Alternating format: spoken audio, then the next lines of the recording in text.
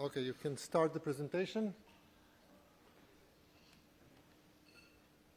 You know, Noam used to say that the name is Yosi Shacham-Diamond with an A, the German pronunciation, and I'm going to talk about, in the next 10 minutes, I'm going to introduce to you to the world of biodefense.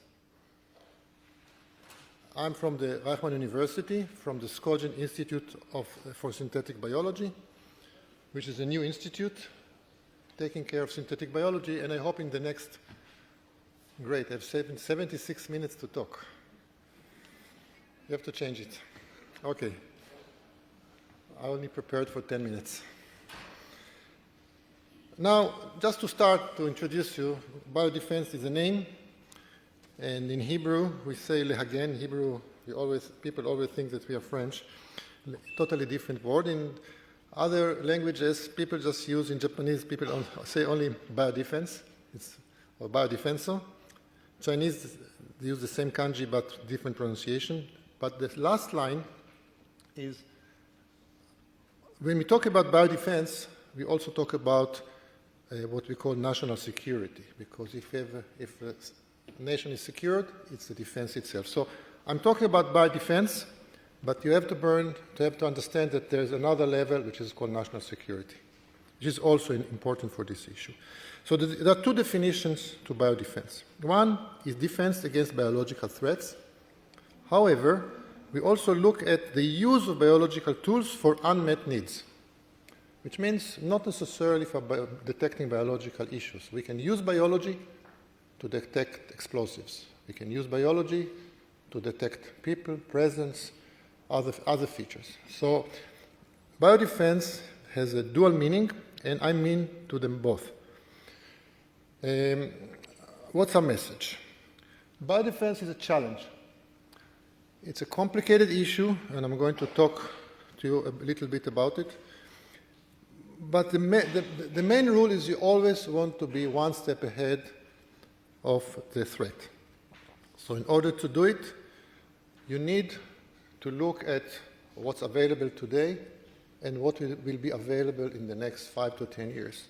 There was a quantum leap in the availability of capability for biological tools. The reason, biodefense was always an issue. But in the last 10, 20 years, there was a huge leap of progress in developing biological tools. The use of AI contributes significantly to that leap. The invention of technologies like CRISPR and other technologies, but it became more available. You can even do it yourself at home, things that people used to do in very expensive labs. So the problem statement, there are more threats, more tools, and what we call unknown unknowns, how to take care of it. So you need academic and government R&D centers, plus make sure that you do the technology transfer right. So the problem, the democratization of bioengineering and AI technologies, the threat of malicious use by non-state actors and amateurs, and the solution is detection networks, including biosensors, Internet of Things. You want to have a holistic solution detecting the threats, or open access platforms and do-it-yourself biolabs, empower underrepresented groups, and foster biotechnological innovation, which means everybody can do it. It's a threat.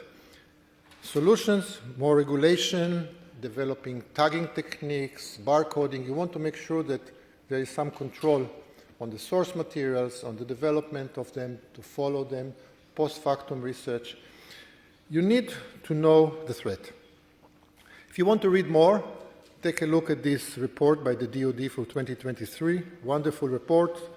Talk about the biothreat environment, the naturally occurring biological threats, about the accidental biological threats, about the deliberate biological threats. There was even a nice book published in 2018.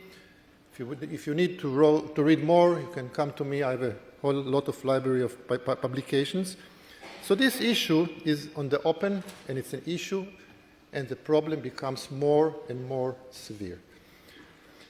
The current key players in biodefense market is AI-powered biosurveillance, nanotechnology and biosensors, synthetic biology and genetic engineering, advanced vaccine platforms, and decontamination and sterilization technologies. I'm going to focus today only on synthetic biology.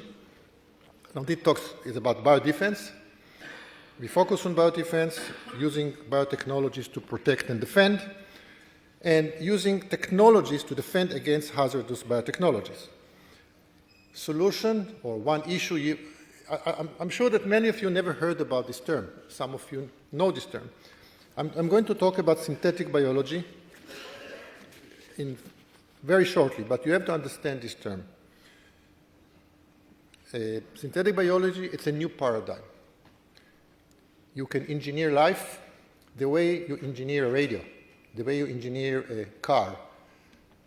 People now can design biology, and I'm going to show you very shortly. You can redesign nature. You can correct defects. You can make it better or worse, but you can modify it.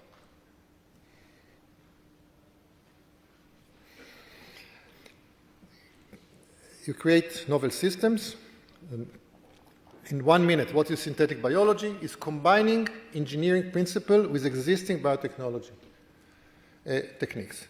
How do we do engineering today? We design, we build, we test, and we learn. If we are not happy, we go back and fix it. We want to do it in biology. The same way we design a computer, we want to design biology, and the reason there is a huge market for this, a lot of technologies are involved in synthetic biology. I'm not going to cover them all, but if you want to work in synthetic biology, it's some of computer science, physics, engineering science, chemistry, agriculture. Practically every known technology is involved, so it's a multidisciplinary field. Of course, medical sciences and life sciences. It's not a small market. Even today, if you look at companies selling products made by synthetic technology, is almost $30 billion, and this market is growing almost 20% a year. Huge investments in this field, so it's not only in the defense. I'm talking about synthetic biology at all. The biodefense market is a significant portion of it. I can give you the numbers, but it's not a negligible technology. So biodefense countermeasures, and the same advancements that create new risks also provide the tools to counter them, because synthetic biology allows very rapid response. You can design very fast. You can have medical countermeasures. You can innovate new materials and biosensors and bioactuators.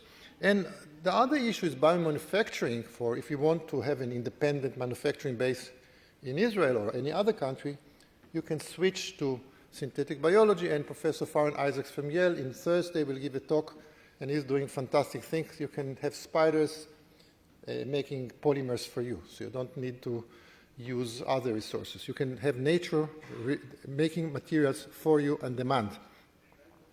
Synthetic biology provides new tools, new methods. You need to accelerate R&D. It will shorten the time from lab to market. It's a product-oriented design using engineering concepts. It's a holistic approach tailored to the context. Also, it will reduce cost, which is always good, including non-recurring expenses. It will accelerate the whole design process of new biological materials. Just to bear in mind that today in pharmaceutics, more than 90% or large number of the new drugs, they don't reach the market. So 90% of the R&D today in the pharmaceutics is not transferred to market. So what we arrange in this conference, tomorrow afternoon, we are going to have a session dedicated to the nexus between biological, and we are going to focus on biodefense along the lines which I described in the talk today. Shimshon Belkin from the Hebrew University of Jerusalem, which he's the man that introduced me into this field, a good friend from 40 years ago. And he's one of the leaders in the world in this field of using synthetic biology or microbes that they work for you. You can ask the microbe, how do you feel? Are you aware of some explosive in the neighborhood? Tell me. So he is developing very interesting products using microbes. Asa Sittner from the IIBR will talk about when AI meets synthetic biology.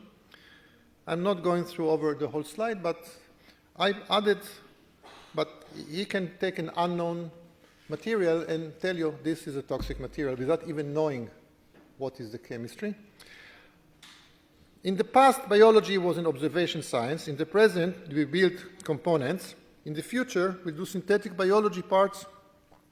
And if today people expect that it will take 20 to 25 years, so we are still okay, AI will accelerate this process.